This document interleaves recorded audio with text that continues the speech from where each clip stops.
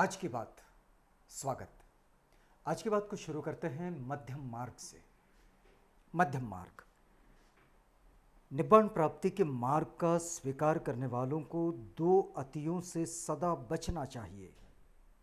एक तो वो जो वासनाओं के वश में होकर काम सुख लिप्त जीवन जीना, और दूसरा अपने चित्त और शरीर को व्यर्थ क्लेश देने वाला तापस जीवन जीना। यानी न तो अपने चित्त और काया को कोई क्लेश और न ही काम भोग का जीवन। ये जो दोनों तरफ की जो अतियां हैं, चाहे ऊपर की ओर हो चाहे नीचे की, किसी भी अति को छोड़कर एक बीच का रास्ता अख्तियार कर लेना। इन दोनों अतियों से अलग हृदय चक्षु खोलने वाला, प्रज्ञा का विकास करने वाला और निब्बाण की ओर ले चलने वाला मध्यम मार्ग। मध्यम मार्ग इसे तीन तरह से कहा जाता है कि ये हृदय के चक्षु खोल देता है, प्रज्ञा का विकास करता है और निब्बाण की ओर लिए चलता है। यह मध्यम मार्ग कौन सा है? बहुत सारे लोग इसे जानते हैं। सम्यक दृष्टि, मतलब ये जो 8 अंगों वाला मार्ग है, इसे कहते हैं मध्यम मार्ग।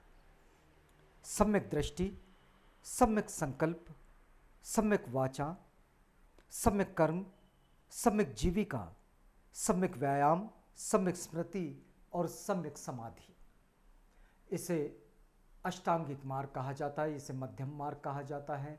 और ये मध्यम मार्ग प्रज्ञा चक्षुओं को खोल देने वाला होता है। सभी वस्तुएं हेतु प्रत्यय से उत्पन्न और क्षय होती रहती हैं, स्थिति और अभाव से विरहित होती हैं, पर मूढ़ लोग जीवन को कभी स्थिति के रूप में तो कभी अभाव के रूप में देखते हैं। केवल प्रज्ञावान लोग स्थिति और अभाव से परे होकर देखते हैं।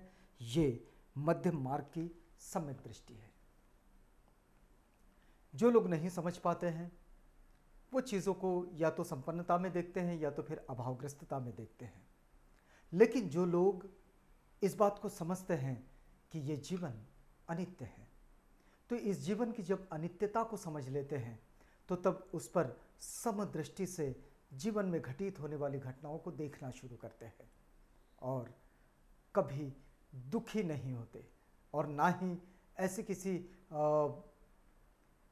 सुख पूर्वक वेदनाओं से कभी आनंदित भी नहीं होते। मान लीजिए कि एक लकड़ी का कुंदा किसी बड़ी नदी के प्रवाह में बहता जा रहा है। दूर तक वो कुंदा, वो लकड़ा बहता चला जा रहा है नदी के प्रवाह में।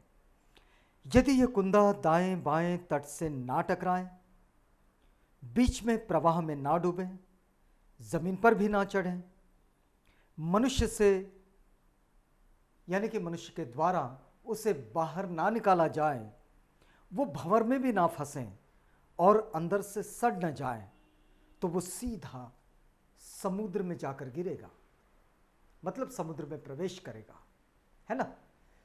अगर वो कहीं भी किसी रुकावट का शिकार नहीं होता है तो जीवन भी प्रवाह में बहने वाले इस कुंदे के समान है। हमारा जीवन भी जो है वो इस प्रवाह में बहने वाले एक कुंदे की तरह है। यदि मनुष्य काम लोलुप जीवन से आसक्त ना हो,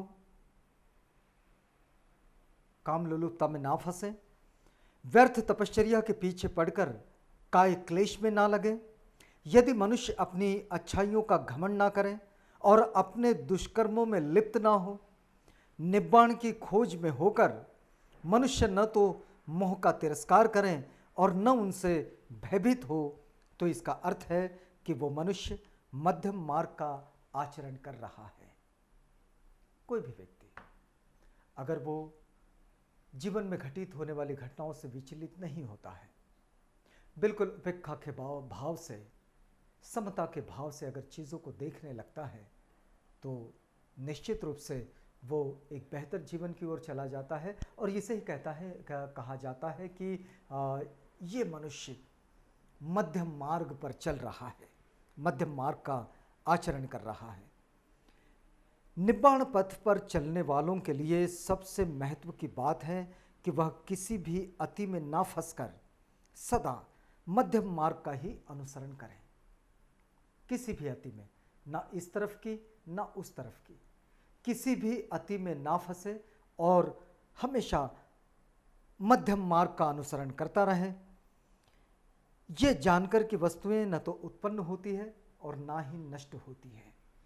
ये बड़ी महत्वपूर्ण बात है कि हम आधुनिक विज्ञान की दृष्टि में जब चीज़ों के इस सिलसिले को देखना जब शुरू करते हैं, वस्तुओं के सिलसिले को देखना शुरू करते हैं, तो हमारे सामने ये बात आती है कि चीज़ें अपना रूप बदल रही हैं, वस्तुएं अपना रूप बदल रही हैं, लेकिन वास्तव में न तो वो उत्पन्न हो रही है और ना ही नष्ट हो रही है। लेकिन ये बड़ी सूक्ष्म प्रक्रिया होती है, बड़ी नाजुक प्रक्रिया है, और इसलिए इसकी सातत्यता को हम नहीं समझ पाने के कारण हम चीज़ों को ऐसा समझ लेते हैं कि ये चीज़ें नष्ट होती है और पुनः उत्पन्न होती है। ये जानकर कि वस्तुएं न तो उत्पन्न होती है और ना ही नष्ट होती हैं, न उनका कोई निश्चित स्वभाव होता है, उनके अधीन नहीं होना चाहिए, अपने पुण्य कर्मों के भी अधीन नहीं होना चाहिए, किसी भी प्रकार के बंधन में फंसने से बचना चाहिए। किसी भी प्रकार का बंधन, उसमें फंसने से बचना चाहिए। अधीन ना होने का अर्थ जो यहाँ समझाया गया है वो ये है कि लिप्त ना होना या फिर ग्रस्त ना होना, मतलब किसी भी चीज़ का आदी ना हो जाना, आसक्त ना होना। निब्बाण के पथ पर चलने वाला मनुष्य न तो मृत्यु से डरता है और न जीने की कामना करता है। मध्यम मार्ग पर चलने वाला, निब्बाण के पथ पर चलने वाला जो मनुष्य होता है वो न तो मृत्यु से डरता है और न ही जीने की कामना करता है। वो चंचल चित्त होकर इस या उस विचार के पीछे नहीं दौड़ता है और न ही किसी भी एक विचार के चक्कर में फंसता है।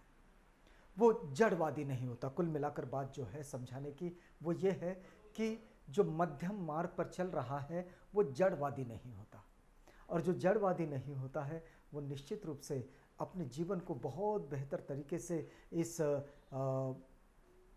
जीवन यात्रा में रख लेता है और एक बेहतर जीवन को यापन करते चला जाता है। निर्वाण का अपना कोई निश्चित रूप या स्वभाव नहीं है जिससे कि वो अपने आप को प्रकट कर सके, अतः स्वयं निर्वाण में ऐसा कुछ नहीं है जिसका प्रबोधन किया जाए। मोह और अज्ञान के कारण ही निर्वाण का अस्तित्व होता है। यदि यह नष्ट हो जाए तो निर्वाण का भी लोप हो जाएगा। इसका विपरीत भी सत्य होगा। मोह और अज्ञान निर्वाण के कारण अस्तित्व में है। जब निर्वाण का लोप हो जाता है तब मोह और अज्ञान भी लुप्त हो जाते हैं। जब निर्वाण का लोप हो जाता है तो उसकी चाहत में उससे आगे बढ़ते बढ़ते बढ़ते बढ़ते जब उसको पा लेते हैं, वो लोप हो गया लेकिन वो समाहित हो गया। जब वो समाहित हो गया तो आसक्ति और अज्ञान और मोह ये सब लुप्त हो जाते हैं। निर्वाण ग्रहण करने की कोई वस्तु नहीं है, ऐसा समझने से सावधान रहिएगा, वरना वो भी बाधा रूप बन जाएगा। निर्वाण कोई ऐसी वस्तु नहीं है कि जिसको जाकर पकड़ कर ले आना है, नहीं, वो एक अनुभूति है, वो अनुभव है।